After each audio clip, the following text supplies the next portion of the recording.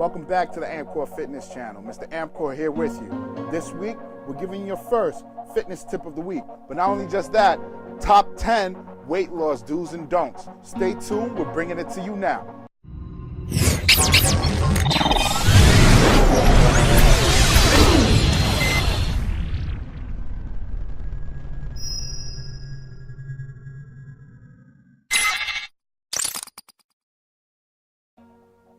Number one, cardio. I'm going to get straight to the point with this one. Cardio is only temporary, not long-term. I'm going to tell you why. There's 3 ways to lose weight: water weight, body muscle mass, and body fat.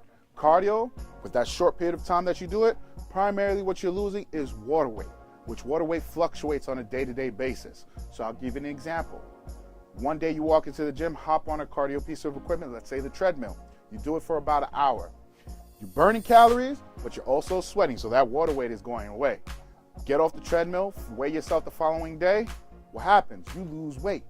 But if you don't do that same amount of cardio for that day, the following day after that, you gain it back. Why? It's water weight, only temporary. The reason is because cardio is just one of those instant gratification type spills. Now, a lot of times when people are unfamiliar with what to do during a weight loss journey, they primarily focus on cardio. Main reason, that instant gratification. But cardio should only be utilized in appropriate places. I recommend you utilize your cardio in the beginning of your workout, no more than 5 to 10 minutes just for a warm-up, and at the end of your workout, no more than 5 to 10 minutes for your cool down. And then maybe once or twice a week when starting, just to get your blood flowing and help strengthen the heart, because that's what it's for, cardiovascular. Number 2, low-carb diets. Low-carb diets are a no-go. The only time I would recommend a low-carb diet is if you're looking for a quick fix when you're going on vacation or you're hopping on a fitness stage. Other than that, low-carb diets should be avoided based on terms of what your goal is. Long-term results. A weight loss journey should be considered long-term, not just short-term fixes. When you do a low-carb diet, you end up depleting your body of carbohydrates. Once your body becomes carb depleted, it therefore becomes carb sensitive. So now when you decide to have a piece of bread or eat some pasta, your body is going to blow up and all that water weight and body fat is going to start coming back. This is not something you want to do. You want to have your carbohydrates in a balanced diet. Your basic diet consists of 40% carbohydrates, 40% protein, and 20% fat. That is a basic diet. Can you change and alter it? Yes, you can, depending on what your fitness goals are. But a low-carb diet is not something you should do for a long period of time. And when I mean a long period of time, don't waste the time in doing your whole entire weight loss journey with a low-carb diet, and then at the end, when you finally reach that weight, say, okay, let me try to get some carbs back into my system. You're going to blow up. It's bound to happen because now your body is sensitive to carbs. You don't want to do that. So, balance it out, find out what works for you, but avoid those low-carb diets when doing your weight loss journey. Number 3, if it fits your macros. This is one of those new popular diets that a lot of people are taking advantage of when pursuing a weight loss journey. Now, there's a lot of things I can say about this one, but I'm going to try to keep it straight to the point and give my input in terms of this. If it fits your macros, it's pretty much based on macronutrients and the way you set them up in your diet. Macronutrients coming from fat, protein, and carbs. Now, when you're setting up your diet, you're looking to situate a certain percentage of how many carbs, how many proteins, how many fats, in terms of what best suits your what you want to achieve in your goal. Now, this concept is based similar on what we call a calorie is a calorie, no matter what. So depending if you get a calorie of protein coming from either a McDonald's cheeseburger or a grilled chicken, it's the same thing. Now, there's a big misunderstanding about if it fits your macros. Because if it fits your macros, it's telling people pretty much you can eat what you want as long as you meet your macronutrient levels and you'll get the same exact result. All right. Now, for me to break it down where it's, how can I say, understandable, but to the point where you really understand what I'm trying to say, where I'm not utilizing textbook terms or anything of that, it's just this. When you're starting a weight loss journey, you're pretty much looking to minimize your body fat or come down to a certain weight that you feel comfortable at or you feel that you want to be at. Now, a lot of people that's promoting if it fits your macros and on social media, your Instagrams, your YouTubes, are usually people that are ripped, jacked, or are very slim, slender, and they're saying, hey, this is what I do on a daily basis, it works, this and that, blase, blase. But let me tell you something. It works for them differently than it will work for somebody just starting out. And I'm gonna give you the reason why. You could take somebody that weighs 200 pounds, jacked, and you can take somebody that weighs 200 pounds, fat. The amount of metabolism that's gonna differ between the two is very much so different. So the way that not only do they utilize their energy sources is going to be different, but also the way they break it down in terms of functioning. One of the biggest things people have to understand when starting a fitness journey, especially when you start taking out sugars and you start taking those salty foods out and everything, you have a craving for it. It becomes that point where it's like day 2, day 3 into your diet, and you're like, oh my God, I could really go for a cheesecake, or I can really go for a McDonald's burger. Because what you're doing is you're eliminating the toxins from your body that pretty much cause you to get there. You're talking about what we call calorie density. Pretty much what the minerals and nutrients that's within that calorie is richer in something that's healthier than it is in something that's bad. So if you look at it in terms of a calorie as a calorie, yes, calories in, calories out can help you lose that weight, but in terms of the way that your body is going to process and the way your body is going to function, is it going to focus just on removing body fat? Is it going to focus in terms of helping you move better, feel more energy? These are certain concepts you have to consider when incorporating a diet that fits you. If it fits your macros, don't grasp this concept. Why? Because you're talking about somebody that's doing this diet that's already achieved a certain physical physique where literally they can eat whatever. Does it work for them? Yes, it does. Their body processes things different. I'll tell you, for instance, at my current weight now, if I go ahead and go to McDonald's and I eat a burger, the way it's going to process in my body is going to be completely different as if somebody from the 4% body fat just hopped off the stage, goes ahead and consume it. It's going to process it completely different. Why? Because our bodies are completely two different levels of fitness. The lean muscle mass is really going to burn through that burger and really utilize it the way that it is. It's going to take what it needs and it's going to get rid of the rest. As for myself, it's not necessarily going to do the same thing. So if I take in that burger, yeah, it may take this and take that, but then it's going to be like, let's hold on to this, let's hold on to that. This is the concept what you need to understand.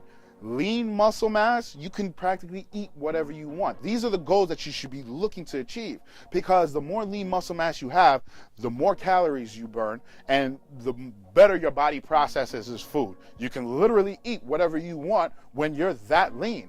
But at the beginning of a fitness journey, these are things that you have to detox your body, get these things out of your system, and then eventually let your body operate properly. So therefore, later on in the fitness journey, you can consider doing something if it fits your macros. But in the beginning of a fitness journey, stay away from it. Eat clean. Number 4, eat like a bird. Straight to the point. You need fuel for your body to function, as well as for your body to recover. If you're there eating a diet that consumes, let's say, 1,000 calories, 900 calories, and you're working out and you're running around, you're gonna self-cannibalize your body. Your body's gonna pretty much start cannibalizing itself just to get the energy sources to do what it is that you need to do. So figure out where your basal metabolic rate is, which we could do for you. Check in the description box, but definitely feed yourself. Please feed yourself. Number 5. Never-ending workout. Yeah, like that, never-ending workout. That workout where I can go ahead and sit down, watch the full Titanic, come back, and you're still working out in the gym. Yeah, you don't want to do this. Your workout doesn't need to be any more than about an hour long, especially when you're just starting out. If you're just starting out, try to keep it between 30 minutes to 45 minutes. That's all you need. You don't need to be in the gym for 2 hours, 3 hours, even 4 hours working out. Keep it short, straight to the point, just be intense, and Get off your phone, stop texting, short breaks in between your sets, and you'll make it. 30 minutes, 45 minutes, tops an hour, and you'll be good. Number 6, one style fits all. One of the biggest misconceptions when you're looking to figure out what style of fitness training that you want to partake in terms of meeting your goals. Different styles can suit different people in terms of the aggressiveness of the style, the energy of the style, but as well as the way it targets the body, because everybody's different. What I recommend, stick to the basics, figure out what works for you best, and then eventually branch out, of course, because as you expose your body to different styles of training, it will only benefit you in the long run. But sticking to only one style of training, either just doing classes or just lifting weights or just doing cardio, is not the way to go in terms of achieving weight loss, long-term weight loss at that. So remember, branch out, take a variety of different things, find out what works for you, and then stick to it. Number 7, female lifting, or how I would like to say, She-Hulk syndrome. A lot of times women believe once you get involved in weightlifting that you're gonna blow up, you're gonna start growing a beard, you're gonna start getting pecs, biceps, and you're gonna be shredded, looking like a bodybuilder. This is one of the biggest misconceptions that's out there. There are many things playing against women that prevent you from getting like that. Not to say that there's not women out there that look like that, but you have to consider that they're taking on a lot of performance enhancement drugs and been working out for years the way that they're doing to look that way. As for your typical woman, you have estrogen that plays against you from getting that big. You have smaller muscle bellies that prevent you from getting that big. And you have, in terms of, how can I say, physical attributes and the bone structure itself that prevents you from getting that big. So just lifting weights is not going to make you look like a dude. Actually, you're actually going to tone and start getting the body the way you look it before you even come close to looking like a dude when lifting weights. Keep that in mind. Number 8, diet pills and pre-workouts. The fitness industry's version of crack. Now, listen, they have their place, okay? I'm not going to be sitting here bashing on diet pills and pre-workouts because they do work effectively, and sometimes you just need it to get past a plateau. But in terms of being dependent on them is not the way to go, because in the long term it's going to do more harm than good. So I tell you, just avoid them altogether, because listen, nobody wants to be a crackhead. Number 9, that romance stage with your scale. Everybody who starts a weight loss journey knows exactly what I'm talking about. It's that time when every single day, 3 to 4 times a day, you're weighing yourself on your scale to see exactly where you're at. And the reason I say this is your romance stage, because you know how it is when you meet somebody new. It's every day, you know, maybe once, twice, 3 times, 4 times a day, you know, just getting around like jackrabbits. But you can't do the same thing with your scale. You need to treat your scale more like a marriage. Once a week, stick to that, you'll be good. Maybe even bi-weekly, but I'm telling you right now, if you constantly weighing yourself every single day, 3-4 times a day, you're doing more harm than good. Remember, a marriage, you know, long term is what we're considering. Keep it like a marriage. Once a week, you're good. You'll be satisfied. Trust me. Number 10, appearance equals fitness knowledge. I'm going to end up on this one because after everything I just discussed, there's a lot more information you're going to require. Listen, check out the description box below. There's going to be additional information there. Leave comments. I will answer your questions. But in terms of, for this segment of the video, a lot of people have a tendency to go to their fitness facility or ask friends and they usually go to people that look physically fit and they ask them the questions in terms of what should I do in terms of my diet, what should I do in terms of working out. Now, don't get me wrong. A person that's in physical shape obviously is doing something right. The question is, can they provide you that same information for you? Because the only thing that physically, the way they look, that it states, is that they know how to work themselves out. Not everybody. The fitness world, in terms of knowledge, is very, very vast. There's different things that work for different people and things that need to be taken in consideration in terms of eating habits, thyroids, medical issues, genetics, different body types, and the list goes on and on and on. So your typical fitness how can I say, fit body person in your gym doesn't necessarily know all these things, which is not always the case. But I'll tell you right now, don't base a book by its cover. You know, listen, look at myself.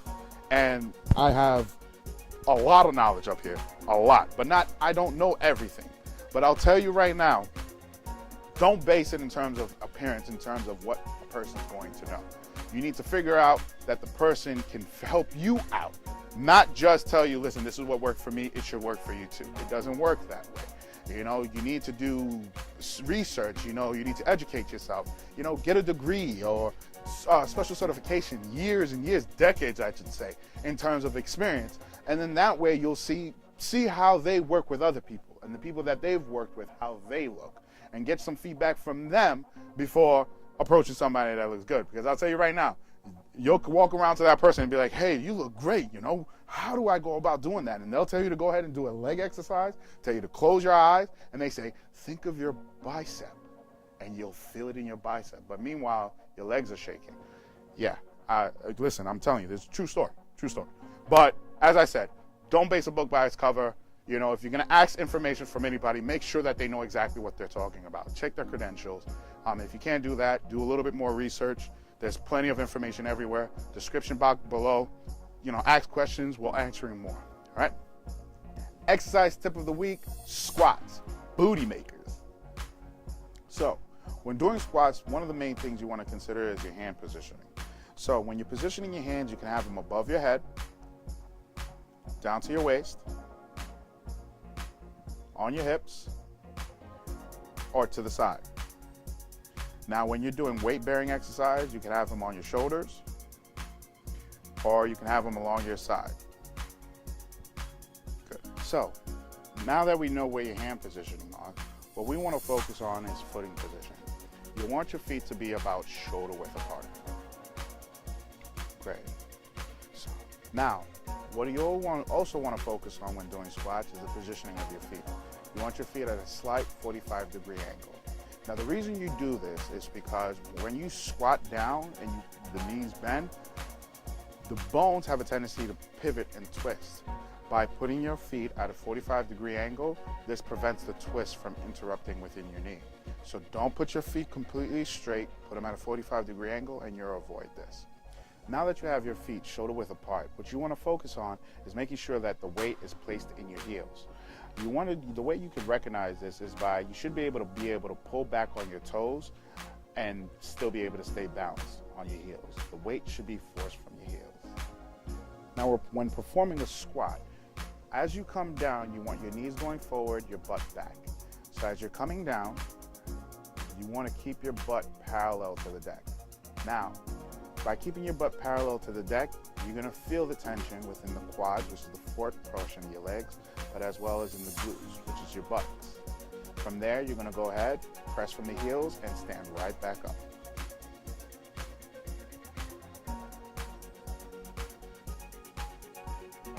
Now, your upper body, you want your chest forward, your shoulders erect.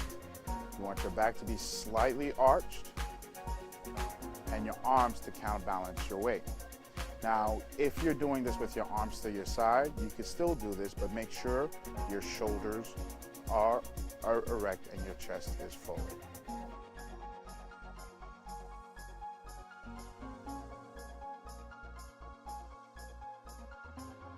Now, as you stand to the top of the squat, you want to flex through the glutes and make sure it's tight.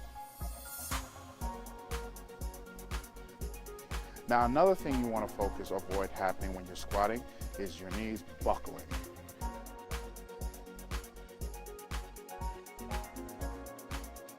When your knees buckle, this is a sign that either you're lifting too much weight or you have weaknesses within certain muscles when doing the squat. What you want to do is make sure that your knees are perfectly straight forward as you squat down. So those are squats for you.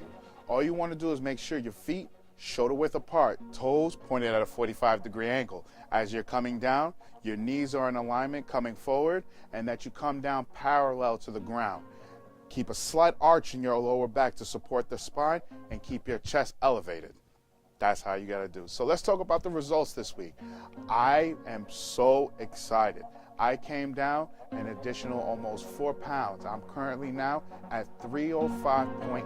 I can't be any happier. If I can do it, you guys can do it too.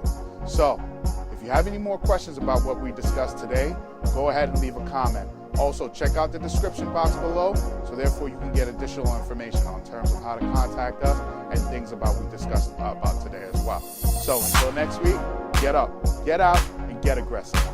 Peace.